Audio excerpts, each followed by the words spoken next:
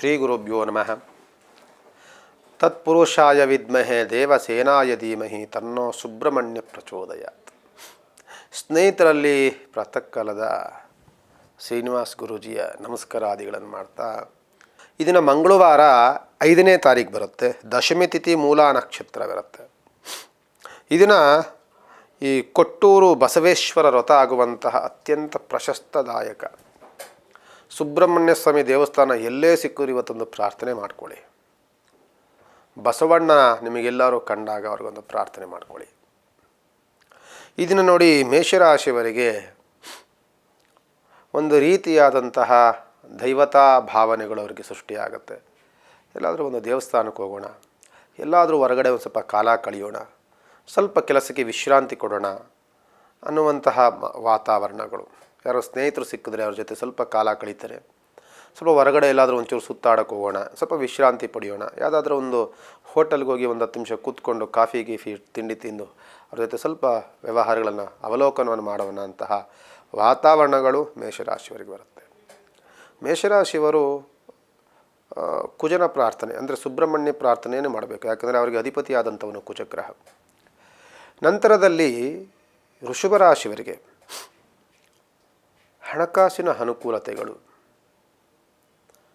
ಲೇವಾದೇವಿ ವ್ಯವಹಾರದಲ್ಲಿ ಪ್ರಗತಿ, ಟ್ರಾವೆಲ್ಸ್ ಬಿಸ್ನೆಸ್ಸಲ್ಲಿ ಉತ್ತಮವಾದಂತಹ ಲಾಭ, ಜೊತೆಯಲ್ಲಿ ಯಾರಾದರೂ ಈ ಫೈನಾನ್ಸ್ ಡಿಪಾರ್ಟ್ಮೆಂಟು, ಬ್ಯಾಂಕ್ನಲ್ಲಿ ವರ್ಕು, ಇವೆಲ್ಲವೂ ಸಹ ಅತ್ಯಂತ ಲಾಭದಾಯಕ. ಸ್ವಲ್ಪ ಮಹಾಲಕ್ಷ್ಮಿ ಪ್ರಾರ್ಥನೆ ಮಾಡಿಕೊಂಡ್ರೆ ಇನ್ನೂ ಲಾಭದಾಯಕ.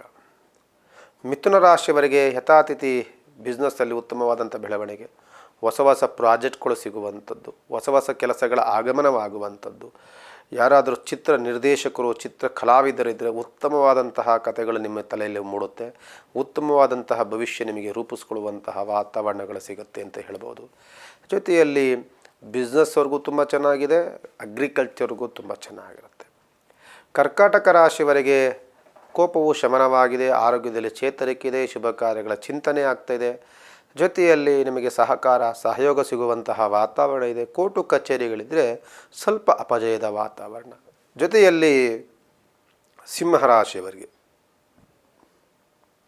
ಸಿಂಹರಾಶಿಯವರಿಗೆ ಮನಸ್ಸು ಸ್ವಲ್ಪ ಚಂಚಲತೆಯಿಂದಿರುತ್ತೆ, ಗೊಂದಲಮಯವಾಗುತ್ತೆ. ಎರಡೆರಡು ಆನ್ಸರ್ಗಳು ನಿಮಗೆ ಬರುತ್ತೆ ತಲೆಯಲ್ಲಿ, ಇದು ಸರಿನಾ ಅದು ಸರಿನಾ ಅನ್ನುವಂಥದ್ದು. ವ್ಯವಹಾರದಲ್ಲೂ ಅಷ್ಟೇ, ಯಾವುದನ್ನು ಮಾಡಬೇಕು ಅಂತ ಗೊಂದಲಮಯವಾಗುತ್ತೆ. ಸುಮ್ಮನೆ ಇಲ್ಲಸಲ್ಲದೆ ಗೊಂದಲಮಯವನ್ನು ಸೃಷ್ಟಿ ಮಾಡುವಂತಹ, ಕಿತಾಪತಿ ಮಾಡುವಂತಹ ವ್ಯಕ್ತಿಗಳೂ ಸಹ ಇರ್ತಾರೆ. ಕೆಲಸ ಮಾಡುವಂತಹ ಜಾಗದಲ್ಲಿ ಗೊಂದಲ, ಸ್ವಲ್ಪ ಕಿರಿಕಿರಿ ಇವೆಲ್ಲವೂ ಸಹ ಇರುವಂತಹ ವಾತಾವರಣ. ಹಣಕಾಸಿನ ಲಾಭದಾಯಕವಂತೂ ಇರುತ್ತೆ. ಸ್ವಲ್ಪ ಬೆಳಗ್ಗೆ ಎದ್ದ ತಕ್ಷಣವೇ ಹರಿಹರರ ಕ್ಷೇತ್ರಗಳಿಗೆ ಹೋಗಿ ಪ್ರಾರ್ಥನೆ ಮಾಡಿಕೊಳ್ಳಿ.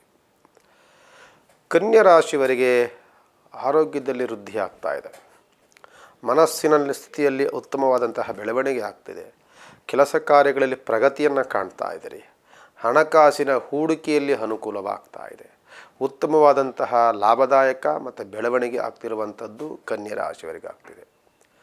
ತುಲಾ ರಾಶಿಯವರಿಗೆ ಲಾಭದಾಯಕವೇನೋ ಇದೆ, ನೀವು ತುಂಬ ಬೇರೆಯವರ ಮಾತುಗಳಿಗೆ ಬಹಳ ಬೆಲೆಯನ್ನು ಕೊಡ್ತಿದ್ದೀರಿ, ಬೇರೆಯವರ ಮಾತುಗಳಲ್ಲಿ ತುಂಬ ಸಿಕ್ಕಾಕೊಳ್ತಾ ಇದ್ದೀರಿ ಅಂತ ಅನ್ನಿಸ್ತಾ ಇದೆ. ವ್ಯವಹಾರವನ್ನು ಮಾಡಬೇಕಾದ್ರೆ ಜಾಗ್ರತೆಯಿಂದ ವ್ಯವಹಾರವನ್ನು ಮಾಡಬೇಕು. ಇಲ್ಲವಾದಲ್ಲಿ ನೀವು ನಿಮ್ಮನ್ನು ಸಮಸ್ಯೆಗೆ ಸಿಗಿಸಿ ಬೇರೆಯವರು ಬಚಾವಾಗುವಂತಹ ವಾತಾವರಣ ಇರುತ್ತೆ. ಯಾವುದೇ ಒಂದು ವ್ಯವಹಾರಗಳಿಗೆ ಹೋದಾಗ ಕೋರ್ಟು ಕಚೇರಿಗಳು, ಯಾವುದಾದ್ರೂ ಒಂದು ನ್ಯಾಯಾಲಯವು, ಒಂದು ಪೊಲೀಸ್ ಸ್ಟೇಷನ್ನು, ಎಲ್ಲೋ ನೀವು ಇನ್ನೊಬ್ಬರು ಮಧ್ಯಸ್ಥಿಕೆ ವಹಿಸ್ತಿದ್ದೀವಿ ಅಂತ ಹೋದರೆ ನಿಮ್ಮ ಮೇಲೆ ಅದು ಹೊರೆಯಾಗುವಂತಹ ವಾತಾವರಣ ಇರುತ್ತೆ. ಜಾಗ್ರತೆ. ಅದನ್ನು ಬಿಟ್ಟರೆ ಹಣಕಾಸಿನ ಅನುಕೂಲವಿದೆ, ಕೆಲಸದಲ್ಲಿ ಪ್ರಗತಿಯಂತೂ ಖಂಡಿತವಾಗಿದೆ. ಇನ್ನು ವೃಶ್ಚಿಕ ರಾಶಿಯವರಿಗೆ ಅನುಕೂಲ, ಜೊತೆಯಲ್ಲಿ ಸಣ್ಣ ಪುಟ್ಟ ಗೊಂದಲ ಇವೆರಡೂ ಸಹ ಇರುತ್ತೆ. ಅಂದರೆ ಮದುವೆ ಮುಂಜಿಗಳಲ್ಲಿ, ಶುಭ ಕಾರ್ಯಗಳಲ್ಲಿ, ಕೆಲಸ ಕಾರ್ಯಗಳಲ್ಲಿ ತುಂಬ ಪ್ರಗತಿಯನ್ನು ಕಾಣ್ತೀರಿ.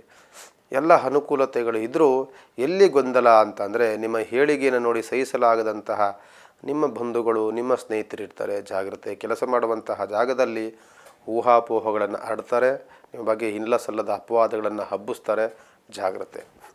ನಂತರದಲ್ಲಿ ಧನುಸ್ಸು ರಾಶಿಯವರಿಗೆ ವ್ಯವಹಾರದಲ್ಲಿ ಪ್ರಗತಿ ಇದೆ, ಕುಟುಂಬದಲ್ಲಿ ಸೌಖ್ಯವಿದೆ, ಎಲ್ಲವೂ ಸಹ ಇದೆ. ಜೊತೆಯಲ್ಲಿ ತುಂಬ ಉತ್ತಮವಾದಂತಹ ಬೆಳವಣಿಗೆ ಇದೆ, ಹಣಕಾಸಿನಲ್ಲಿ ಉತ್ತಮವಾದಂತಹ ಅನುಕೂಲತೆಗಳಿದೆ, ಯಾವುದೇ ಒಂದು ಕ್ಷೇತ್ರಕ್ಕೋದ್ರೂ ಲಾಭದಾಯಕವಾಗುತ್ತೆ, ತುಂಬ ಚೆನ್ನಾಗಿರುತ್ತೆ. ತುಂಬ ನಿಮ್ಮ ಆಪ್ತರಿಂದ ನಿಮಗೆ ಸ್ವಲ್ಪ ಸಣ್ಣ ಪುಟ್ಟ ಸಮಸ್ಯೆಗಳಾಗುವಂಥ ಸನ್ನಿವೇಶಗಳಿರುತ್ತೆ, ಸ್ವಲ್ಪ ಜಾಗ್ರತೆ. ನಂತರದಲ್ಲಿ ಮಕರ ರಾಶಿಯವರಿಗೆ ಶುಭ ಕಾರ್ಯಗಳ ಚಿಂತನೆ ಇದೆ, ವ್ಯವಹಾರದಲ್ಲಿ ಪ್ರಗತಿ ಇದೆ, ಕೆಲಸ ಮಾಡುವಂತಹ ಜಾಗದಲ್ಲಿ ಲಾಭದಾಯಕವಾಗ್ತಾ ಇದೆ, ಜೊತೆಯಲ್ಲಿ ಹಣಕಾಸಿನ ಉತ್ತಮವಾದಂತಹ ಬೆಳವಣಿಗೆ ಆಗ್ತಾ ಇದೆ, ಆರೋಗ್ಯದಲ್ಲಿ ಚೇತರಿಕೆ ತುಂಬ ಅನುಕೂಲವನ್ನು ಸೃಷ್ಟಿ ಮಾಡಿಕೊಳ್ತಾ ಇದೆ ಅಂತ ಮಕರ ರಾಶಿಯವರಿಗೆ ಹೇಳ್ಬೋದು. ಕುಂಭರಾಶಿಯವರಿಗೆ ತಂದೆಯ ಪ್ರೀತಿ ವಾತ್ಸಲ್ಯ, ಜೊತೆಯಲ್ಲಿ ಎಲ್ಲಿ ತಪ್ಪುಗಳು ಒಪ್ಪುಗಳಾಯಿತು ಅದರ ಬಗ್ಗೆ ಚಿಂತನೆಯನ್ನು ಮಾಡುವಂಥದ್ದು, ಜೊತೆಯಲ್ಲಿ ಹೆಂಡತಿಯಿಂದ ಮಕ್ಕಳಿಂದ ಉಡುಗೊರೆ, ಅವರಿಂದ ಉತ್ತಮವಾದಂತಹ ಸಿಹಿಕರವಾದಂತಹ ಮಾತುಗಳು, ಮೆಚ್ಚುಗೆಯ ಮಾತುಗಳನ್ನು ಆಡುವಂಥದ್ದು, ಇದೆಲ್ಲವೂ ಸಹ ಆಗುತ್ತೆ. ಕೆಲಸದಲ್ಲಿ ಸಡನ್ನಾಗಿ ನಿಮಗೆ ಲಾಭದಾಯಕ, ಸಡನ್ನಾಗಿ ಉತ್ತಮವಾದಂತಹ ಒಂದು ಶುಭ ಸುದ್ದಿಗಳು ಕೇಳುವಂತಹ ವಾತಾವರಣ ಕುಂಭರಾಶಿಯವರಿಗೆ ಇರುತ್ತೆ. ಮೀನರಾಶಿಯವರಿಗೆ ನಿಮ್ಮ ಕೆಲಸದಲ್ಲಿ ಪ್ರಗತಿಯನ್ನು ಕಾಣ್ತಿದ್ದೀರಿ, ಅತಿಯಾದಂತಹ ಹೊರಗಡೆ ಓಡಾಟವೂ ಇದೆ, ಆ ಓಡಾಟ ಜೊತೆಯಲ್ಲಿ ಲಾಭದಾಯಕವೂ ಹಂಗೆ ಇರುತ್ತೆ.